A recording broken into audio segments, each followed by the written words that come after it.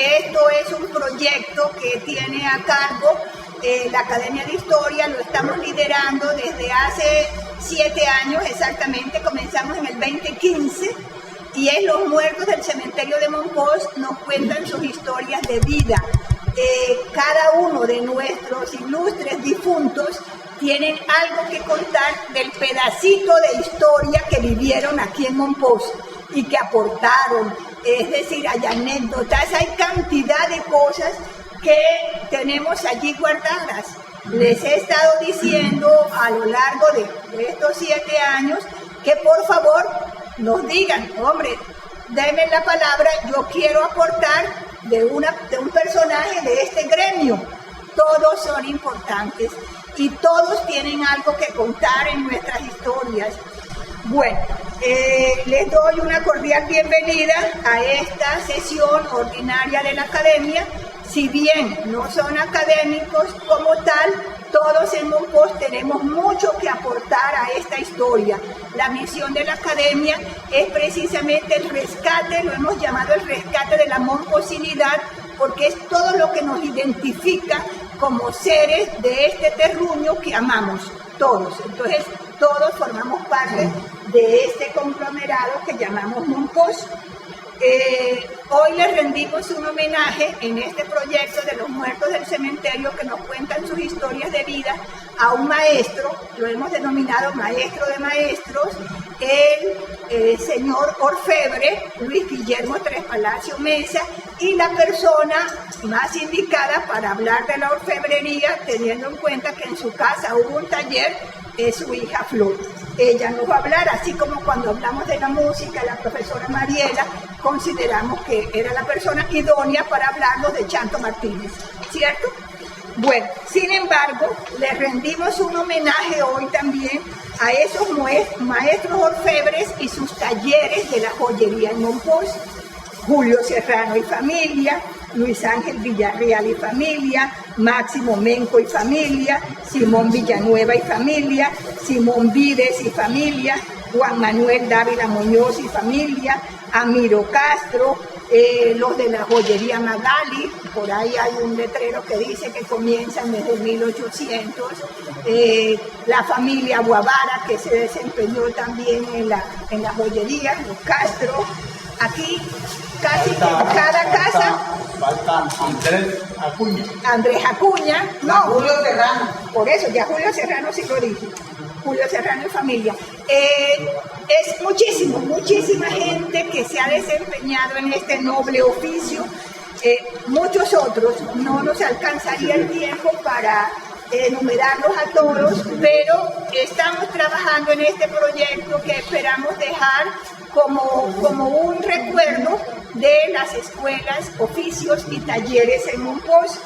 Todos son buenos, excelentes orfebres, quienes perpetuaron el trabajo en la sociedad momposina con sus talleres, donde había trabajadores en categoría de oficiales, ayudantes y aprendices en el taller, donde no solo se fraguaba el oro y la plata, también todo lo que conformó el tejido familiar en Mompox. Incluso en estos talleres se cocinaba la política. La gente iba a hablar, se sentaban en el taller a hablar, y ahí se hablaba no solo de la comidilla trivial, del chisme cotidiano, sino también de otros aspectos que afectaban a la sociedad momposina. Nos están haciendo falta más talleres. No solamente de orfebrería, había talleres de sastrería, de embolisterías, todo esto tenía muchísimo que ver con la sociedad momposina. Entonces, continuamos con nuestro encuentro en sesión ordinaria de la Academia. Bienvenidos todos. Dentro del marco del proyecto Los Muertos del Cementerio cuentan su historia de vida, la historia de la orfebrería momposina, rendimos homenaje al maestro Luis Guillermo Tres Palacio Mesa, a cargo de su hija, la académica Flor María Tres Palacios Pérez. Buenas tardes. Este es un trabajo que tiene varios años de estarlo organizando.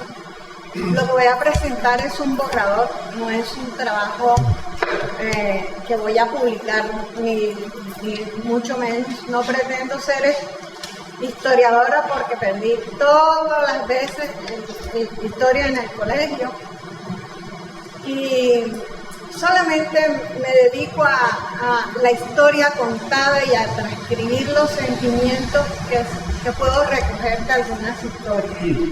Hoy voy a hablar como si fuera mi padre, el que estuviera contando su historia de vida.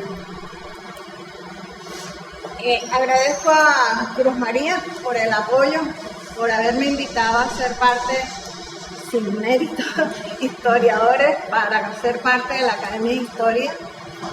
Como les cuento, me gusta la historia contada y me gusta escribir. Y a los compañeros, a Mariel, a Miguel, a Angelita, a todos los compañeros de la Academia, porque Luis Alfredo, tenemos un grupo que no es tan fuerte el ser académico como ser amigos y ser compañeros dentro de un marco de respeto y de camaradería. Este trabajo le doy gracias al profesor Oscar, pensé que iba a estar aquí, él es mi tutor, fue la persona que me revisó el borrador. Y he recopilado algunas conferencias que dictó Luis Guillermo Tres Palacios durante su vida de joyero con el Banco de la República,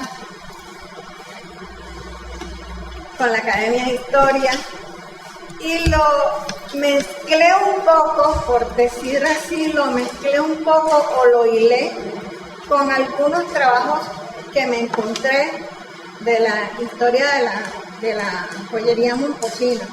Entre ellos, trabajos de los historiadores David Ernesto Peña y Oscar Arque, que se llama Espacio, Poblamiento y Sociedad.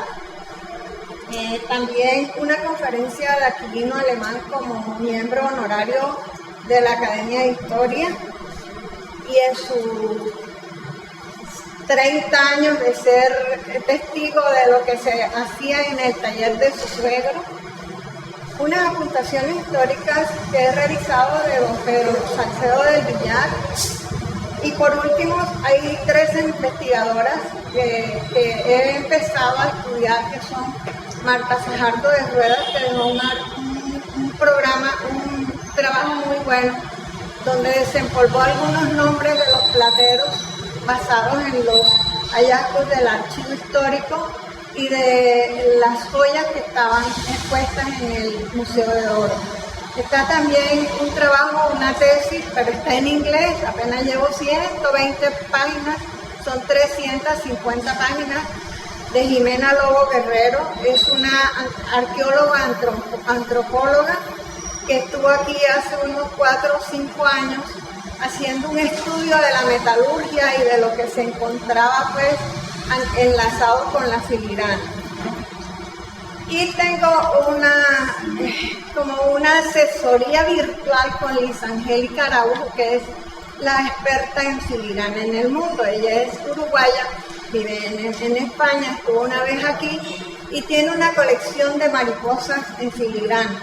Entonces un día puso un letrero en una página de Oscar Arque y del profesor Jaramillo y decía: me falta una mariposa en filigrana. Y yo le dije: yo tengo una y se la voy a regalar, que es hecha por mi padre. Entonces desde ahí comenzó esa relación. Ella es mi apoyo virtual para este trabajo. Feliz Día del Educador. Este trabajo se lo dedico a mi viejo, que es el educador de orfebre. Bueno, y a la memoria de Elisa, mi hermana.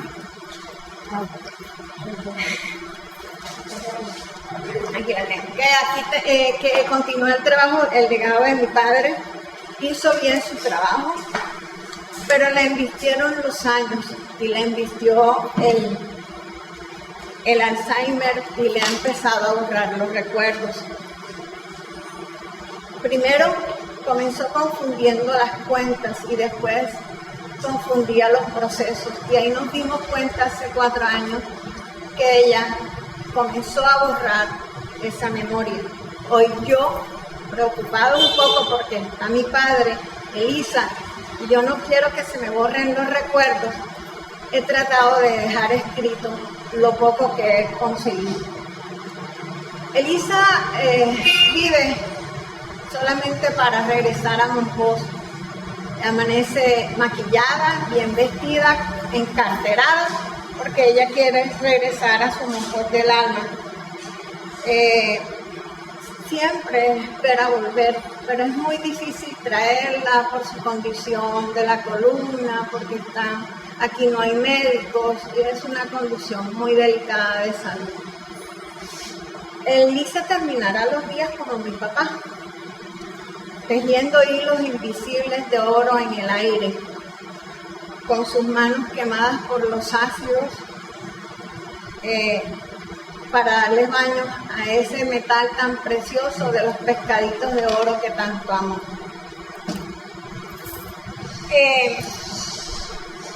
La introducción la voy a hacer muy corta porque el trabajo es bastante extenso. Voy a dividirlo en 3 partes. La primera parte es el pasado, de lo que les voy a hablar hoy, y me voy a referir a la presencia hispánica, de la joyería, de la orfebrería hispánica adaptada a la técnica de la filigrana momposina como un proyecto de cultura. Y es el arte de la paciencia. Artesanías de Colombia apoyó en un tiempo a una parte de los joyeros de Monpós, y mi papá tuvo la oportunidad de dictar algunas conferencias sobre artesanías de oro y el Museo de Oro también. En el 85, más adelante les voy a hablar. También tengo una parte de la historia de la historia que no hay mucho material sobre la historia de la orfebrería momposina. Historia hablando de 1800 hacia atrás. Tengo otra parte sobre los maestros. Alguien hablaba de los maestros. Todos han sido maestros. Todos son maestros de la orfebrería. Ese maestro que empezó como aprendiz termina siendo maestro porque le enseña a alguien a su lado. Todos son maestros y he querido hacerle un homenaje a los maestros orfebres que marcaron la historia de la joyería momposina. Tengo un trabajo empezado ya, llevo 138 nombres de maestros orfebres. Ahí están todos los familiares que ustedes me puedan conseguir, están ahí. Faltarán algunos que no he podido conseguir. Me dirigí a algunos herederos para que me prestaran información. Elaboré una ficha que les voy a mostrar más tarde. Y tengo 138 nombres de maestros orfebres a los cuales les rendimos homenaje hoy con mi padre. Para terminar, hace más o menos unos 7 o 8 años con Abel Martínez, que tenemos un parentesco, ¿oíste, Carlos? Por parte de los Bonilla. Y un día, aburrida de no hacer nada, le dije, yo no sé qué voy a hacer con ese poco de trastos viejos que hay aquí en la casa, y me dijo, echemos un museo. Y ahí se creó la idea de yo empezar a organizar el museo. Tengo 8 años de estar desoxidando fierros, coleccionando todos los trabajos que mi papá hacía, los dibujos, toda la parte esa fotográfica que a él le sacaba. Eso está por paquetes. Y es un museo que es sin ánimo de lucro, pero los invito a que un día vayan y aporten algo a ese museo de inteligencia, porque la verdad es que me metí en un lío y ahora no sé, ya no me puedo salir. El que venga que continúe, porque yo estoy continuando la obra de mi padre. Para empezar, yo quiero hablar un poco de lo que es el orfebre. El orfebre es ese artista, el oficio del artista que dibuja, que crea, que se imagina y que puede plasmar en el oro ese arte o en la plata o en otros oficios. El orfebre es eso, es un artista. Y el joyero es el que desempeña ese oficio, pero también fabrica, vende y comercia las joyas que de pronto ese artista, nosotros le decíamos a mi padre que él compraba yuca y vendía yuca porque él nunca tuvo nada de comerciante. Él no supo nunca vender sus joyas. Para terminar diciendo que el artesano orfebre es un artista integral, que además es joyero y es platero. Hay platero de oro, que es el que maneja el oro, y hay platero de plata. Voy a pasar en la primera parte de este trabajo, que es la historia, que es el pasado, la historia de la orfebrería, y voy a hacer muy rápida porque no nos podemos extender mucho. Comencemos desde la edad de piedra. Los ornamentos que se usaban en la edad de piedra eran dientes, muelas. Ustedes ven en algunos collares que existían una vez con tumas que venían de La Guajira, que tenían un colmillo de una persona, tenían colmillos, huesecitos de las columnas de los animales, tenían conchas de mar. Eso fue el preámbulo de la ornamentación para el hombre. Después aparecieron los metales y cada región, no podemos decir que la era del metal comienza en 1500 años antes de Cristo, porque cada región del mundo tiene una época donde aparecen los metales, e incluso hay partes donde no aparece el cobre, como ahora recuerdo, donde no aparece el cobre ni aparece el bronce, sino que aparece directamente el hierro. El cobre fue el primer metal que se le dio uso y con la técnica del martillado se hicieron las grandes casacas para la guerra, para ornamentación de algunas, y le daban un moldeado con el arsénico. Es un moldeado en frío que encontré por ahí en uno de los libros. El estaño aparece muy sutilmente después del cobre y no se le da la importancia como tal. Después aparece el bronce, que es en la escritura y la protoescritura, donde se hacen los prototipos, los logaritmos estos para poder sellar y para poder continuar con el lenguaje escrito. Y el hierro ya es el último que aparece en algunas regiones, pero en otras aparece como inicialmente. Y el hierro es el metal codiciado, es el metal exquisito y tiene historia desde 500 años antes de Cristo. Por último aparece el oro en el año 6000 antes de Cristo, pero en Mesopotamia y en otras regiones aparece en 1500 o en el año 3000 antes de Cristo. Y la plata aparece a partir del 4000 antes de Cristo. Vamos a hablar un poco de las etnias que teníamos nosotros en esa época, porque nosotros nos corre, como decimos por ahí, sangre india y un poquito de negros, o mucho de negros. Las etnias más poderosas que tuvimos en esta región fueron la Zenú y la Malibú. La Zenú aparece 200 a 1600 años antes de Cristo. Eran agricultores, orfebres, eran comerciantes, navegantes del río. Encontré marineros del río. No sé, la lingüista es una... No, porque acuérdate que en las épocas prehistóricas esto era mar. Ah, bueno. Marineros del río. Entonces fabricaban con una técnica que se combina en algunas otras etnias, y más aún aparecen en Europa la misma técnica de la cera perdida. Hacían anillos, aros que les colgaban en las orejas, aros que les colgaban en el pecho, en la nariz, las famosas narigueras, las famosas orejeras. Y los malibú se dedicaron más a la cera perdida. Adelante voy a explicar qué es la cera perdida. La cera perdida la utilizaban para hacer lo que se llamó filigrana falsa, filigrana falsa.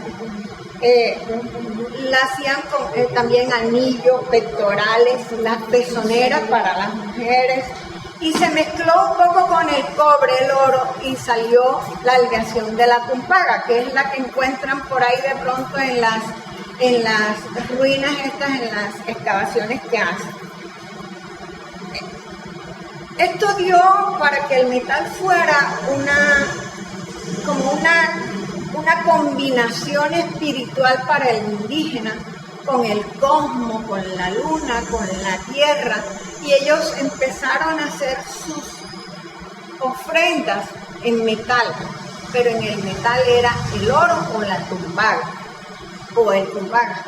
Y esta espiritualidad permanece por muchísimos años, aún después que aparece la invasión española, y ahora lo vamos a ver. Como les digo, no hay mucho escrito sobre la orfebrería en Colombia, y traté de sacar algunos aparte. En 1469, en el siglo XV, hubo el mito del Dorado, y de ahí que Marco Polo hizo el viaje para las Indias, porque había un pueblo donde la gente se vestía de oro. Y vamos a ver que Marco Polo termina yéndose a la India. Para Europa y para el reino español, América era la gran finca, otorgado por los conquistadores. Ellos empezaron a ver que aquí lo que había era oro. Se van hasta el siglo XVI, para 1500, que es cuando funden el oro en grandes cantidades. En los fogones, hacían unos fogones en los barrancos del río, y las flamas entraban por los laterales, avivaban el fogón, y ellos con eso fundían el oro en grandes cantidades, los indios. En 1504 ya aparece el impuesto del 20%, que es el quinto real, y ese quinto real encarece un poco la extracción del oro.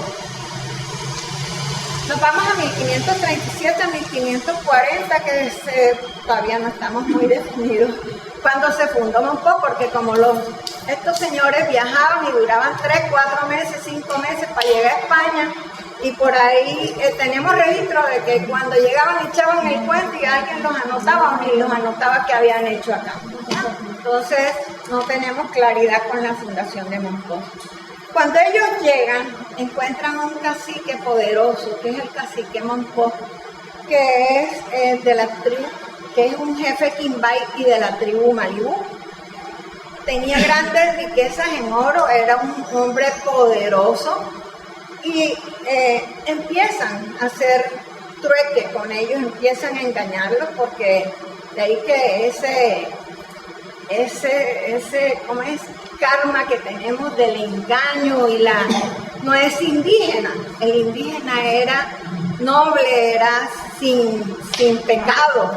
Los españoles fueron los que nos dañaron el oído a nosotros. Entonces empieza la extracción de las minas de oro. Aparece la mina más poderosa en ese tiempo, la de Buriticá, donde se sacaban grandes cantidades, pero grandes cantidades de oro. Se hacían bolas de libras, e incluso hay escritos donde dicen que se mandaban por miles de libras para España, que era el tributo que pagaba el conquistador al rey. También se exploran las minas de Santa Fe de Antioquia, la de Arcerma, Cartago, y comienza el comercio de la plata que es traída desde Bolivia y una parte de México. ¿Por qué la plata? Porque era un metal más noble y era traído porque los indígenas entonces empezaron a esconderse y a esconder sus riquezas. En 1538 se incrementa ya pues la vagabundería, empezaron los corsarios, aparecen los corsarios, los bucaneros, las goletas, y comienzan los saqueos, la piratería, el contrabando y la explotación minera. Surge mucho más. Se les abrió el mundo porque encontraron más oro todavía en las minas. Entonces Felipe II declara, como ya Mompox es Mompox, declara Mompox provincia y empiezan a llegar los comerciantes y se fomenta desde 1561 el comercio de perla con Quito. En el siglo XVII, los orfebres andaluces, los castellanos y los cordobeses legalizan los trabajos como trabajos de metal y se conoce que había una mezcla de esmaltado con filigrana. Por eso la técnica del esmaltado es tan vieja como la filigrana. En 1653, que ya termina de erigir la iglesia de Santa Bárbara, se organizan las cofradías y empieza la cofradía de San Cayetano, que era la de Santa Bárbara, la cofradía de del Santísimo Cristo, que era la de aquí, y no encontré cuál era la cofradía del Santísimo Sacramento. Allá entre el Moral y San Francisco. Ah, bueno, gracias. Lo anotaré para la próxima. Entonces, estas cofradías fomentaron la ornamentación religiosa y también fomentaron ese comercio dentro de la clase social pudiente para estas personas que empezaban a trabajar los metales. En 1660, las regiones del comercio de oro aparecen ya más hacia Mompox, entonces explotan las minas de San Martín, Atillo y Barranco de Loba, que empiezan a ser las minas más ricas de esta región. Por eso a nosotros siempre nos dicen que los momposinos sacamos de la orilla del río el oro. Nunca, siempre el oro ha venido de fuera, lo han traído para trabajar aquí. Las minas de Zaragoza fomentó la mercadería de oro hacia el interior, porque entonces ya Mompox queda, como es villa, queda como un puerto intermedio entre el mar y el interior. Y siempre el puerto de estancia era Mompox. 1662, entonces ya con la organización de esos maestros que vinieron y que se organizaron, aparecen los plateros de Mompox. Marta Fajardo de Rueda es quien hace un libro. No lo incluí todo porque si no, no termino hoy, pero puse más o menos los apartes de algunos plateros que vamos a conocer. En el siglo XVIII, la extracción se fue mucho más grande en libras de oro y castellano a las minas de Loba, Guanaco, Cimití y San Lucas. Entonces, estos plateros empiezan a organizarse y hacen una casa de fundición, donde entran los herreros, entran los plateros, que eran plateros de oro y plateros de plata. Ahí no estaban todavía identificados como orfebres. Los alarifes, que son los que hacen los techos, ¿no? Los alares, los arquitectos, los albañiles, los artesanos, los carpinteros, los calafateros y los herreros, que fueron pieza fundamental para la joyería momposina. En su imaginación y en su inteligencia para el manejo del hierro, aquí tenemos dos familias, creo que Pulpo, ¿cuál era la otra? Bueno, por ahí encontré un dato de un señor que trabajaba también en esa época, quien hacía las tenacillas y las herramientas para estos señores. En 1710 hay tanta riqueza que las grandes familias, la marquesa y todos los que estaban a su alrededor, empiezan a donar las joyas a las diferentes cofradías y las cofradías se fortalecen y son los manejadores de la riqueza aurífera en joyas que tenían las familias momposinas. De ahí que estas cofradías mandan, pues le hacen donaciones y hay escritos donde la Virgen del Rosario, no sé qué, recibe una cantidad de joyas. También donan los esclavos, donan los bienes y donan dinero. Aparece el primer nombre en 1777 de un maestro platero, que es Buenaventura Caro. Él era especialista en el vaciado y grabado de la plata. Los talleres empiezan a organizarse y entonces sí aparecen los maestros, los oficiales, los operarios y los aprendices. Ya les digo por qué. También hay relatos de un señor Buenaventura Torrecilla que arregló una custodia del Santísimo Sacramento. Todo eso está escrito en los libros que dejaron en el archivo histórico y en los archivos de las iglesias. Ya nos venimos al siglo XIX. En 1800 se incrementa el uso de los metales de las clases sociales. Ya encontramos que a la marquesa de Torreollos le bordaban los zapatos con hilos de oro, las esclavas. Encontramos también que hacían el vestido de tal virgen bordado con hilos de plata y oro. Y el marqués de Torreollos, que es el segundo marqués, el primer marqués de Santa Croix, llama a un señor que es el gran maestro en esa época, a don Matías José Francisco Ribón, que no sé qué relación tendría con los de Ribón acá. Y ese señor le hace un listado, es un listado grande, lo pueden consultar en el trabajo, de joyas en esmeralda, perlas, diamantes, un listado grande donde él es guardador y revisa toda esa joya. Matías también, por encargo de un señor apellido, por encargo de un señor, arregla una custodia, hace la custodia del Mangue para la iglesia de Mangue con incrustaciones de esmeraldas originales. Y ya nos venimos a 1850, a mitad de siglo. Las minas están a punto de explotar. Hay una explotación masiva de las minas de Anorí, de las minas de Antioquia. Y viene una asesoría de mineros británicos, que son los que van a explotar más y a tecnificar más la explotación minera. Y de ahí se aumenta el contrabando. En 1850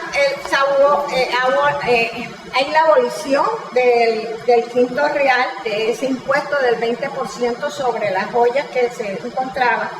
Y los grandes bancos comienzan a negociar el oro. Entonces son los grandes captadores del oro y son los que empiezan a encarecer la materia prima. Porfirio Villalobos en 1855 dice que es un maestro platero que dice que cobró 6 pesos, 4 reales por el arreglo del incensario y el platillo de la cofradía del Santísimo Sacramento. Antonio Vargas, un año después, le pagan 28 reales por la soldadura de faroles del Viaje. Pedro Bonilla, que debe ser familia tuya y familia mía, el maestro platero, endereza las alcayatas de plata y de la custodia. En 1860, 1890, ya en esos 30 años, hay un desborde y comienzan a explotar también las minas del Chocó, crecieron los negocios particulares y se abren los orfebres. Ya entonces se comercializan los orfebres, montan todo aparte y empiezan a comercializar ellos directamente sin estar sometidos a las cofradías ni a los que ya ellos hacen las grandes empresas. Manuel Soto Luna, un maestro platero que arregla las alcayatas y tornillos de oro de una de las puertas del Santísimo. En 1882, Italia exporta grandes cantidades a Europa y América de 450.000 kilos de plata y más de 1.000 kilos de oro en filigrana. Ya empiezan a llevarse el trabajo para Europa. Manuel de Jesús Pardo, que debe ser el papá o el abuelo de Cervantes Pardo, ¿no? Porque él es el que se encarga de hacer las varas del palio. Dice que las varas del palio las hace martilladas y son en plata. Tienen 2,63 m por 3 centímetros en plata martillada. En Génova, simultáneamente, en 1884, se forman los grandes talleres de filigrana y se empieza a usar el soplete para pegar los hilos de plata, y de allá se trae la idea del soplete, que acá no existía el soplete como fuelle como tal, sino más adelante les cuento cuál. En 1890-1930, los grandes talleres de Moncós se dividen en dos barrios, los del barrio abajo y los del barrio arriba. Los del barrio arriba era un señor de Castillejo, Martín Castillejo, Agustín Castillejo, que tenía y pariente también.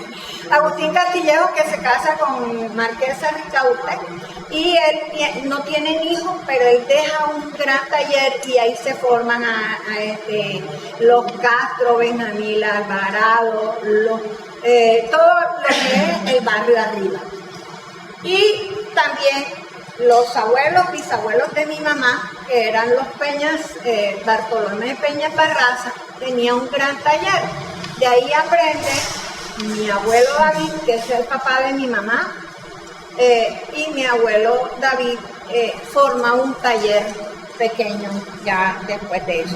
En el barrio abajo empiezan a surgir los Villanueva, todos los joyeros del Callejón de San Francisco, los Acuñas como grandes joyeros, los Guzmán, los Arques.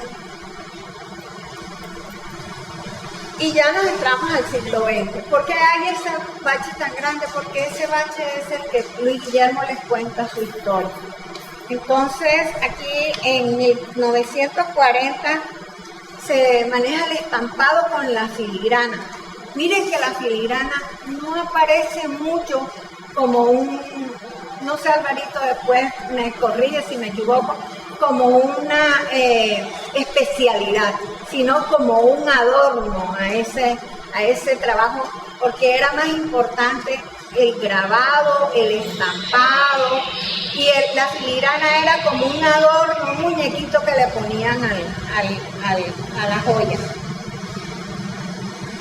Se comercializa mucho la joya de 10, 12 y 14 quilates. No se trabaja el oro de 18 en esa época, porque ya el oro en 18 estaba muy costoso y era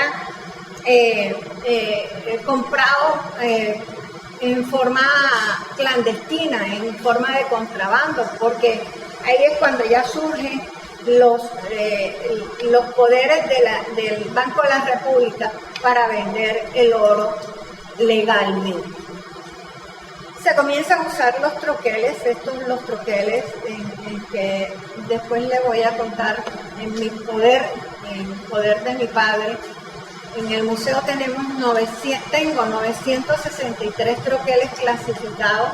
Duré 28 días, se me cayeron las uñas, los lavé con Coca-Cola y ACPM. Y hay troqueles de todo, portadores, repujadores, hay de todo. Él los clasificaba como hojas de verano, hojas de invierno, flores de verano, flores de invierno, corazones, cortadores, broches, de todo. Y estos troqueles fueron hechos por ellos. Yo me acuerdo de niña que mi papá no dormía, eso de que vive, trabaja, ellos tampoco dormían. Se levantaban a las 3, 4 de la mañana a dibujar y a bruñir estos troqueles que el maestro le traía en el tonel de hierro, el maestro Pupu. Y él a punta de soplete y buril y lima esculpía en el cilindro la figura para el troquel. En la década de 1960-70 renace la filigrana porque ya entra a jugar un papel importante Artesanías de Colombia y viene alguien aquí y se lleva a mi papá, y entonces lo relacionan con el Banco de la República, lo relacionan con el Museo de Oro y comienza él a trabajar el oro en 18 quilates. En 1990 se estanca completamente y se aísla la industria porque ya el oro se encareció y se termina de trabajar. Ahí comienza el ocaso del trabajo de filigrana y de la orfebrería en oro. En el 94 cambia el rumbo el río. Monpós deja de ser puerto fluvial importante y se queda Monpós, sigue en el olvido, porque el río era el que nos permitía el comercio. Hay una historia de que la primera lancha con motor fuera de borda la compró mi papá para que el hijo que era descarriado, que era Guillito el mayor, se compusiera y le llevara pues, los negocios por el río. Pero Guillito, después que hacía el viaje, era puro ron y le pusieron a un personaje de cuidandero, de cobrador en la chalupa, y ese personaje le entregaba las cuentas a mi papá de lo que hacía Guillito, lo que no hacía, y la plata, porque no lo dejaba tocar ni un peso. Era el detective Alejandro Mieles, que era sobrino de mi papá, y entonces él es el que era cobrador de la tal chalupa esa que iba por todo el río hasta Barranca y hasta allá, hasta Chimichagua, todos esos pueblos, y también a Barranquilla. En 1995 la UNESCO declara Monpós como Patrimonio de la Humanidad y hay una declaración anterior de Monumento Nacional. Entonces ahora sí les voy a contar quién era Luis Guillermo o quién soy yo y esta es mi historia. Nací el 28 de junio de 1907 y muero a los 90 años el 25 de noviembre de 1997. Cuajé el agua como todo aprendiz con el taller de David Peña Pompón. A los 14 años, porque él a los 14 años tiene que dejar de estudiar. Mi papá llegó hasta segundo bachillerato y deja de estudiar porque tenía 5 hermanos en la casa más pequeños y su papá ya no podía con la carga. Había empezado a cegar mi abuelo. Entonces mi papá sale a trabajar con él en el taller. Cuenta que en 1924 a los 14, ya tenía 10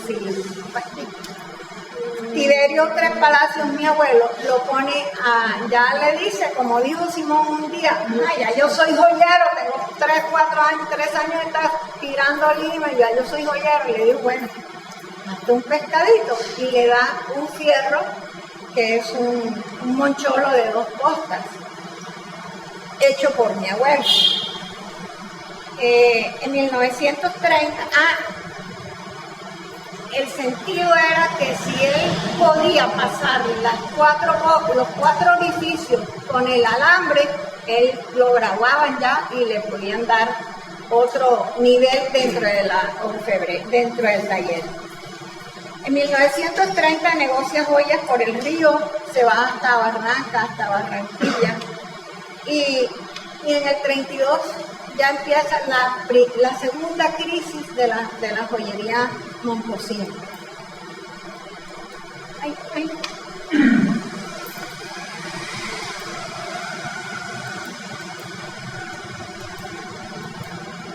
En 1936 se casa con Hongapeña Bonilla.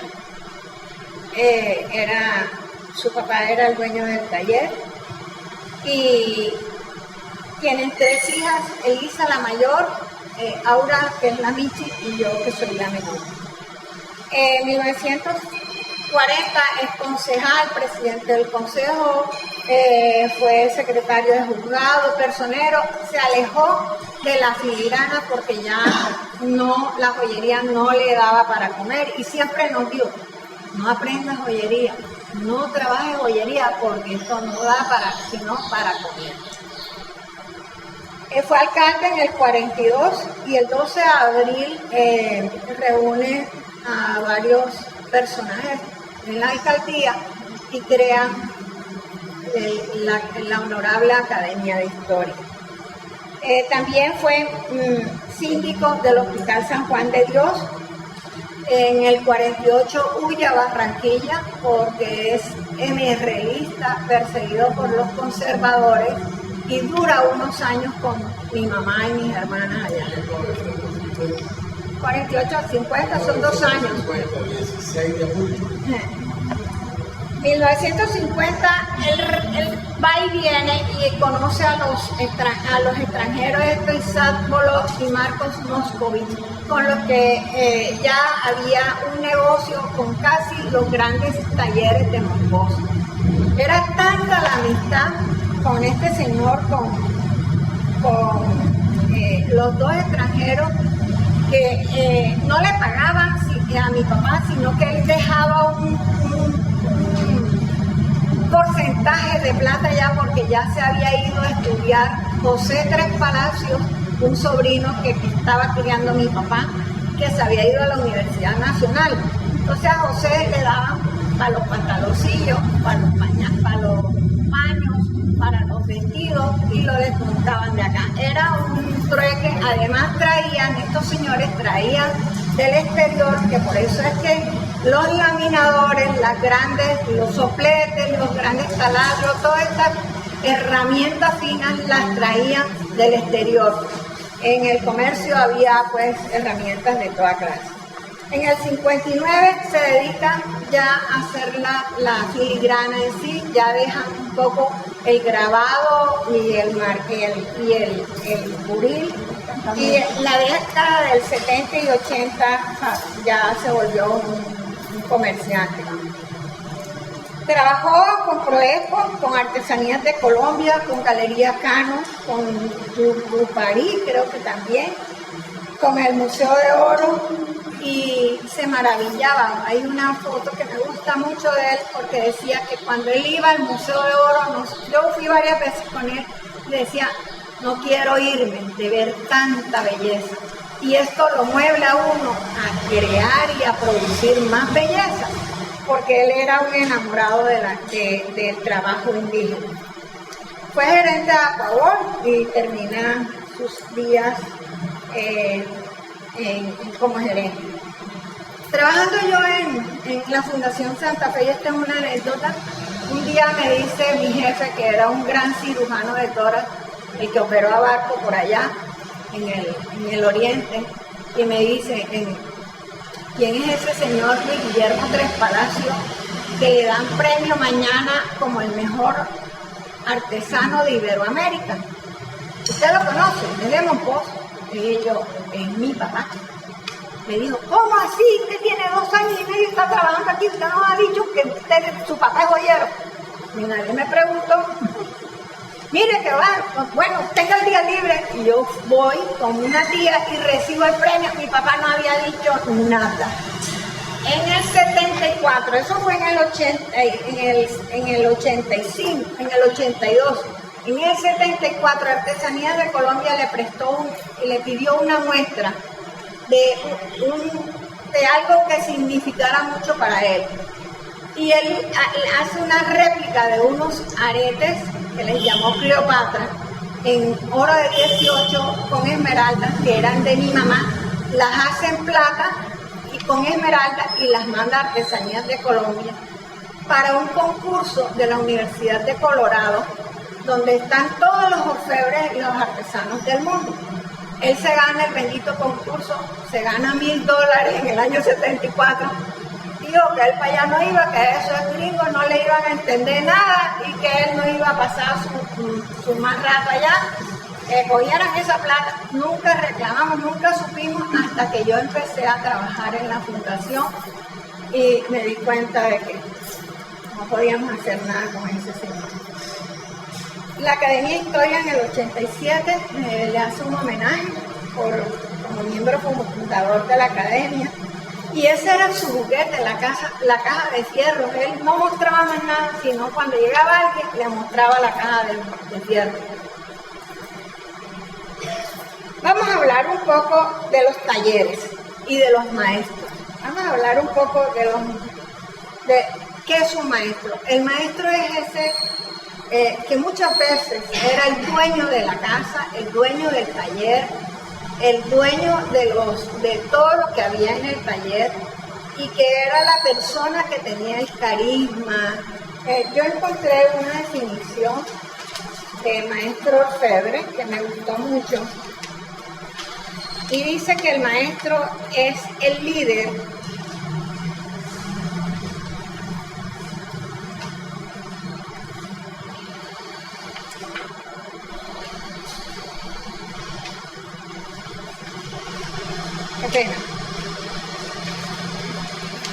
El maestro, por lo regular, el dueño de la casa o taller de joyería de gran experiencia en el campo de la orfebrería, con un grado de educación que le permite enseñar la técnica para el manejo del oro y administrar personal a su cargo. Debía ser químico, arquitecto, diseñador, médico, porque muchas veces se cortaban algo y uno lo oía buscando el yodo para que se curen al muchacho que se puso, que se puyó. Era el ejemplo para ese aprendiz que iba a entrar. El oficial era el trabajador de confianza con mayor grado de destreza, quien ha demostrado capacidad creativa, organización, responsabilidad, y que en algunos momentos podía suplir al maestro cuando el maestro no estuviera y se encargara del pelotón de los muchachos. El oficial era el trabajador ese fuerte, el operario era el trabajador fuerte, el que operaba las máquinas, el que tenía fuerte, el que tiraba hilo, el que cogía el martinete. Y nosotros nos reímos porque allá en la casa hay un martinete y todos los metrosexuales, esos que llegan, y todos esos hombres así empiezan a coger la cabulla y se cuelgan, y ninguno. En cambio, Roberto Menco, que lo invitamos, Roberto Menco con una mano cogía el bendito martinete, ponía la pierna así y levantaba y dejaba caer. Y el aprendiz era el aspirante a orfebre, quien es recibido por el maestro y dueño del taller para la prueba de la paciencia, que era cuajar el agua. Habiendo superado la prueba, es asignado a un operario para que éste le enseñara al maestro, le sirviera de maestro y le enseñara las tenacillas, todo el manejo de las máquinas y todos los procesos.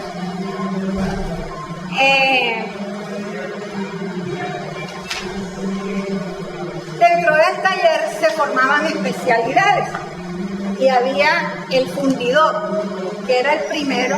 El fundidor era ese que le gustaba estar con el soplete, pero el soplete, no crean que el soplete también tenía su magia, tenía su técnica, porque el soplete en la cocción del oro, habían 3 formas de cocción, que era el temple de hígado, el temple dorado y el temple rojo. El temple de hígado era ese fundido que se forma del oro que está muy combinado con otros quilatajes. Entonces da un color muy oscuro y no es puro. En cambio, el color dorado, el temple dorado, era la pureza, era el oro que estaba listo para vaciar en la hilera esa donde se formaba la barra. Habían los caladores, que también era pericia, porque el pulso, cualquier seco de la cegueta sobre el metal, rayaba o se llevaba lo que ya se había calado. Los vaciadores, que eran los diestros para la filigrana, se utilizaban en monedas, en figuras, más que todas esas figuras de mandas para los rituales de la iglesia. Los estampadores manejaban el martinete, manejaban el martillo. Hay un detalle, y es que nunca se nos olvidaba que dependiendo del sonido del estamp, de la caída del martinete sobre la lámina de oro, mi papá decía si había quedado bien estampado o no. Y cuando oía a alguien que le estaba dando alegremente al martillo, decía, dale suavecito, que eso no es para darle duro, porque decía que el martillo era primordial, el sonido, para poder tocar ese metal. Los moldeadores, que ya se encargaban de las figuras, estos eran ya más expertos en manejar las pinzas. Los grabadores, que eran muy pocos, en el manejo de buril y en el manejo de la lima. Los montistas, que no son de los montes que sabemos, sino los que montan piedras, ¿ya? Los montes eran una especialidad. Aquí había los montistas, eran Lucho Arrieta, por ejemplo, era un gran montador de piedra. Me acuerdo, mi papá cobraba, le tenía mucha fe a Lucho. Otros, los Acuña, también eran especialistas en montar piedra. Y los filigranistas, que eran los que hacían los rellenos y eran los que más paciencia debían tener, porque cuando se soltaba un pedacito de la vincha, de la punta de la filigrana, se desbarataba todo el relleno.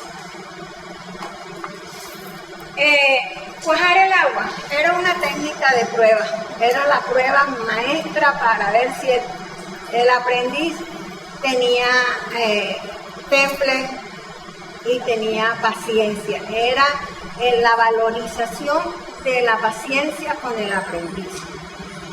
Había en el patio una gran paila donde se recogía el agua lluvia, y él, cuando llegaba el señor, que fulano de tal, llegaba el doctor Pepe Dávila, vea, aquí le traigo a Pepe que no quiere estudiar. Entonces se lo llevaba y le decía, tráigamelo mañana a las 7 de la mañana, que yo lo recibo. Eso sí, que venga bañadito y limpiecito. Entonces, el joven, el aspirante, con el maestro temprano, se dedicaba a la presentación ante los demás trabajadores del taller, y entre las visitas eran 30, 35, 40 hombres. Entre las visitas habían los que no estaban de acuerdo con la apariencia del tipo y decían, ese no la va a cuajar, y empezaban a mamar gallo dentro de ellos mismos para animar al que iba a hacer el procedimiento. Mi papá cogía un frasco de atíncar en un frasco todo sucio que no tenía sino atíncar, y le decía, estos son unos polvos mágicos, y se los echaba al agua y le daba un palote de venía a sancocho y le decía, bueno, Mene, que lo necesito cuajado para esta tarde, antes de 5 de la tarde. A las 7 de la mañana el sol de aquí ya está botando uno la bota gorda. Había pelados que decían a los 2, 3 horas, me voy, yo no sirvo para esto. Decía, vaya mijo, dígale a mi compadre, dígale a su papá que usted no sirve para esto. Pero ese que se quedaba y volvía y regresaba y a la mediodía le decían, ve que para la tarde tiene que cuajar el agua. O sea que al fin ya él se condolía y le decían, de cuando listo que el agua cuaje, el agua no cuaja, venga, vamos para que haga otra cosa. Entonces ya, este era el pase para la prueba. Los talleres eran como escuelas o reformatorios o casas de educación, porque ahí se manejaba una cantidad de valores y se manejaban personajes muy diferentes. De ahí donde estaba el eufórico, el hablador, como había el callado, como mi compadre, que eso no hablaba ni nada. Había el cantante como Rubén Racero, que cantaba todo el día y cantaba tango y había el otro que no le gustaba que Rubén cantara. Entonces eran 30, 35 hombres, tenía 2 talleres y se movían en esos 2 talleres. La historia del pescadito de oro no es de mi papá, ni es de mi casa, ni es de mi... La historia del pescadito de oro no tiene historia. Apareció el pescadito de oro en una época donde cada casa tenía un fierro diferente, unas postas de acuerdo al gusto del que hacía el fierro. Entonces había los pescados de 2 postas, había los pescados de 3 postas, hasta que a mi papá le llega el pescado de 5 postas que había hecho mi abuelo, y él lo agranda. Cuando sale 100 años de soledad, él aprovecha el boom de 100 años de soledad, saca los pescados y de ahí la fama de los pescaditos de oro, pero no porque en la casa se haya creado el fierro de los pescaditos de oro. Tenía un laminador que fue traído de Alemania, unas masas de laminador jaspeado, y esos laminadores le daban el tono de la escama al cuerpo del pescado. Lo más importante de esto era la movilidad. Si el pescado no se movía, no había manera. Yo aquí tengo una sarta y tengo la historia de todos los pescaditos. Tengo el moncholo, tengo el pescadito hecho por mi papá, el de 2 postas, que nunca se movió, pero que él lo guardó y me lo regaló. Y tengo uno que es completamente movible, que fue el chiquitico que hizo mi abuelo. Tiene más de 100 años. También se combinó con la historia con las mariposas amarillas de Francisco Babilonia, y él saca su primera mariposa con esto. Ya otro capítulo es un homenaje que le hago a los grandes maestros. Ahí pongo la foto de los 2 maestros de mi papá, pero como les digo, elaboré una ficha técnica. Logré llamar, bueno, yo me tuve que ir 5 meses y se estancó el trabajo. Leía, pero no hice lo que debía hacer. Entonces hice una ficha técnica donde todos los maestros, los 138 nombres que yo tengo aquí, van a tener una ficha técnica con la fecha de nacimiento, la fecha de muerte, el nivel educativo, la esposa, los nombres de los hijos, el taller donde aprendió, los compañeros del taller. De esas narraciones que me han llegado, he sacado los nombres y los nombres de los otros amigos. La técnica aprendida, si conoce algo de la historia del pescadito, en qué se especializó y qué le gustó, porque había operarios o habían oficiales que hacían de todo, se dedicaban a todo y le soltaban a todo. Pero había unos que no, que solamente les gustaba el relleno en filigrana. Yo tengo 2, 3 amigos del taller que más nunca volvieron a trabajar, sino oro, y no han querido trabajar porque no es en oro, sino en plata, y no quieren porque es en oro. Entonces se especializaron en eso. la historia de cómo fue su vida como joyero y por qué deja de ser joyero, porque ahí es cuando nos damos cuenta la migración de esos grandes artistas para los pueblos. Y entonces los más jóvenes se dedican a estudiar, como Guillermo Palencia, que es un gran abogado y fue operario y oficial de mi papá. Otros fueron médicos, otros fueron negociantes. Entonces, esas especialidades y esos datos los quiero en esa ficha. Y una anécdota, por ejemplo, me encontré una anécdota no recuerdo quién me la contó, del taller del papá del doctor Serrano. El taller del papá del doctor Serrano quedaba en la casa de la Cheja. Y ahí en la puerta, en esa parte de la entrada, me imagino que estaba la mayoría de los terribles, porque mi papá ponía a los serios, los ponía a cuidar a los terribles. Entonces, las niñas de la normal o de la anexa tenían un vestido de azul con vivos blancos. Cuando pasaban, silbaban todos, para, papá, y el yunque del platero hacía. Esa era una de las anécdotas que se rescatan de los talleres. Como les digo, tengo ya la historia de algunas personas que me las han hecho llegar. Son muchos, tengo 25 nombres, con 25 historias, no las voy a leer. Y tengo 138 nombres de orfebres momposinos, que quiero dejar un archivo para la posteridad, con la vida de cada uno de ellos como homenaje a su arte. Hay también los joyeros comerciantes, está don Alfonso, don Augusto Álvarez Olivo, Rosalba Guavara, Angélica Pomares, Pablo Vargas, que también eran joyeros que se dedicaron más al comercio de la joya. Las mujeres, hay 3 mujeres rescatadas, la mamá de la señora Michi, que no sabíamos, ella me regaló la historia del papá, que lo quisimos mucho en la casa, y me cuenta, y se conocen en el taller donde trabajaba mi mamá. Le digo, pero ¿cómo así? Cuénteme la historia de su mamá. Entonces ella me regala la historia de su mamá como fíjense que el papá aprende con la mamá porque se enamora de la mamá en el taller. Entonces, por eso las historias estas contadas nos llevan a esto, a crear historias. Y la última parte del futuro de este trabajo, porque este trabajo espero que lo continúe alguien, porque nos estamos muriendo y yo no me quiero morir sin que se termine ese trabajo. Entonces que lo continúe alguien y está abierto para que la gente lo consulte y me colabore. Es la creación del museo en el 2015. Como les contaba, Abel Martínez llegó a la casa y me dijo, no dice poco paro y hago un museo.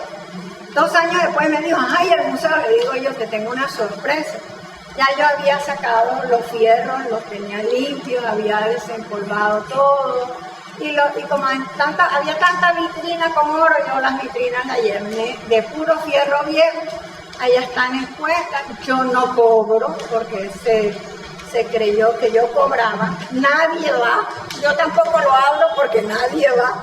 Aspiro a que algún día pueda abrirlo para mostrarlo como debe ser porque amerita mucho dinero. Los 2 años, en el 2017 lo montamos en Trita Pais con Abel Martín. Nos borraron 5 veces la página. Cada vez que lo montábamos, la borraba. Cada vez que lo montábamos, la borraba. Hasta que al fin dijimos, tú lo montas un día, yo lo monto un día para ver quién se va a cansar. Se cansó que lo borraba y no lo borró más. Ahí está en Trita Pais, la casa museo. Los invito a que hagan pues lo suyo con los ancestros. Allá hay alguien Domínguez que tengo que hablar. Encontré un Domínguez joyero. ¿Oyó? Y eso nos sirve para buscar detrás. Hacer el museo no es nada fácil.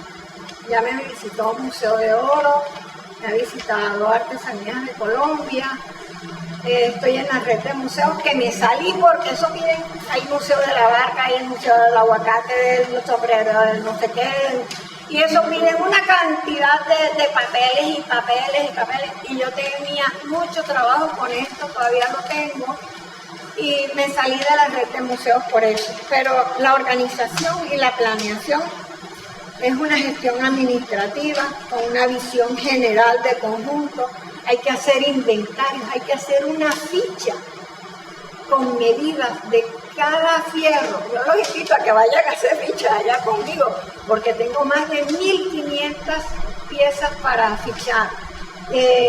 Un muchacho moncocino que llegó con el profesor Armando y se me ofreció a colaborarme. Artesanías de Colombia también se ofreció. He ido me duele no ver a Kevin aquí, lo digo porque he ido varias veces a la escuela taller a invitarlos a que una vez Cruz llevó a los aprendices de joyeros el primer semestre, hicimos un taller en la casa, ahí tirados en el suelo, yo les contaba las historias de mi papá, pero que vean cómo se hacía la joya anteriormente, para que conozcan, para que sepan. Yo sé que acá se les da, pero ahí está todo bien organizado.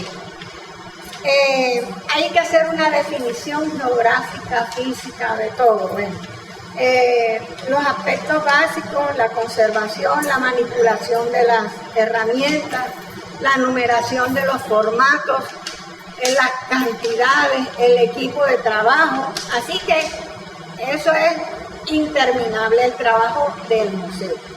La logística, los cronogramas, actividades, el presupuesto, la fecha de inventario. ¿Y qué se ha realizado? ¿Qué he realizado yo en cuanto al museo? Casi nada, la verdad es que casi nada, porque enumerar los troqueles y darle vida a los troqueles y hacer las fichas técnicas de los troqueles es muy laborioso. Parece que Artesanías de Colombia va a asignar a una persona que venga a ayudar a hacer una numeración de los troqueles y las fichas técnicas y todo. Yo tengo ya el fichaje, el modelo de la ficha, porque medidas en milímetros y una cantidad de cosas. Ya están organizados los troqueles, los cortadores, los repujadores, los cilindros, para laminadores, el martinete, las herramientas de toda clase, hasta una bomba de bicicleta que debe ser el año, quién sabe qué, porque no tiene sino, es como un tubo corrugado y es bellísima. Sopletes de fuelle, hay unas pajillas de los sopletes de horquilla, hay una mesa de dibujo, mi papá tenía varias mesas, esta es una mesa para trabajar y una mesa para dibujar y una mesa para contar plata. Él tenía 3 escritorios y los tenía estratégicamente. Esta es la casa, este es el museo, los invito a que un día, no ahora en la pandemia porque me pegan el virus, pero los invito un día a que vayan a la casa. Y ese es el troquel más lindo que he encontrado entre los troqueles de mi padre. Esa es la reina Isabel la Católica. Tiene tiara, tiene pelo, tiene ojos. Y miren el grande que tiene. Es una belleza, eso lo hacían sin cegueta, con cegueta, sin pantógrafo, sin modelo. Y es de un valor incalculable, como obra de arte. Eso es lo que les quería compartir, eso es lo que quería pues decirles, que estoy dejando abierto lo del museo para que ustedes también lo hagan en su momento. Y gracias, muchísimas gracias.